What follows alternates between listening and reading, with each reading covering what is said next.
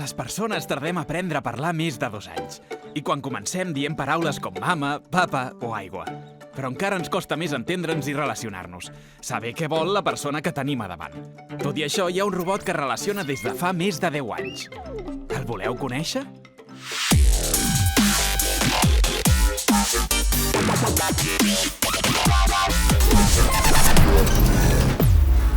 Vinga, seleccioneu una carta vot que comencem! Genial! Avui ens ha tocat un robot que ens farà molt feliços. En Piper.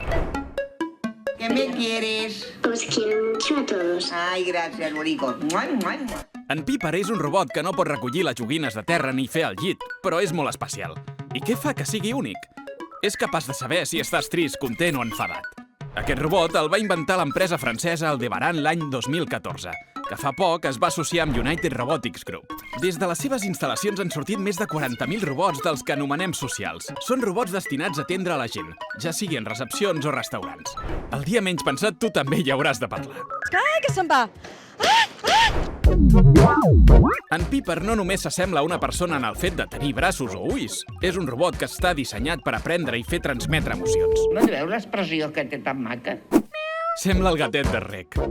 En Piper, a través de les càmeres, és capaç d'identificar els gestos i el to de veu de les persones que té al davant i desxifrar-ne el llenguatge no verbal. És a dir, tot allò que diem amb els gestos de la cara, els braços o la posició del nostre cos. Podríem dir que en Piper sap com ens sentim. En Piper no és un robot que es mogui gaire ràpid. És més, no té cames, però pot moure gairebé totes les parts del cos. Les mans, els braços, els canells i els malucs.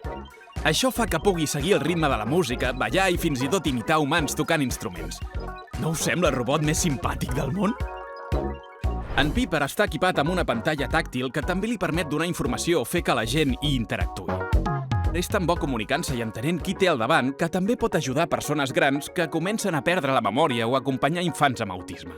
Els ajuda a fer exercicis, a prendre la iniciativa o a interessar-se pels altres. De debò! Sabeu què és una persona amb trastorn de l'espectre autista? Són persones que poden tenir una manera diferent d'interactuar i comunicar-se amb els altres. Entendre les seves pròpies emocions els hi pot ser difícil a alguns. Per exemple, poden estar plorant i no saber per què ploren. Per tant, poden tenir dificultats per interpretar i respondre a les emocions dels altres de la manera habitual, així com el llenguatge no verbal, com el to de veu i les ironies. L'autisme es manifesta de maneres molt diverses, per això en diem espectre. Per aquest motiu cal entendre que cada persona és única i presenta les seves dificultats. Per totes aquestes raons, en Piper obté la puntuació següent. En Piper obté 25 punts. En Piper ens ha demostrat que és molt amable, amigable i que li agrada molt ajudar la gent, però el fet de ser lent i no poder pujar escales limita el seu espai d'acció. Ara que ja sabem la puntuació d'en Piper, voleu ajudar-lo a resoldre el reptebot? Esteu preparats? Reptebot! El disc dur del Piper s'ha trencat i ara hem d'ajudar-lo a recuperar la memòria. Hem perdut algunes dades molt importants, així que haurem de respondre a preguntes molt bàsiques sobre el Piper perquè torni a estar plenament actiu. Preparats? Endavant!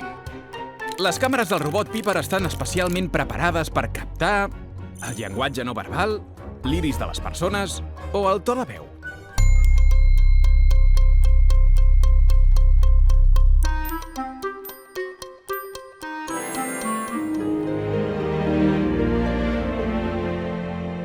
Molt bé!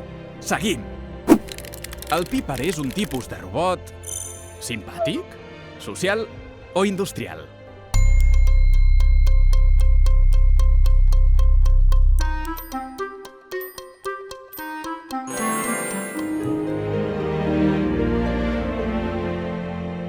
Molt bé!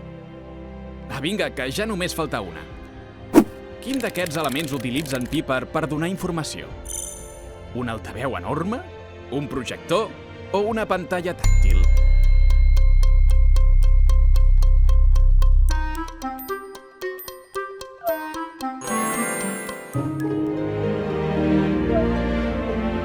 Molt bé, ja hem desbloquejat la memòria d'en Piper. Ja ho heu vist, en Piper és un robot molt simpàtic, divertit i a qui li agrada molt tractar amb la gent. És el robot que ens cau millor? És un dels vostres robots preferits? No us perdeu la resta de capítols per esbrinar quin és el millor robot. Tots amagant sorpreses, curiositats i molta tecnologia darrere.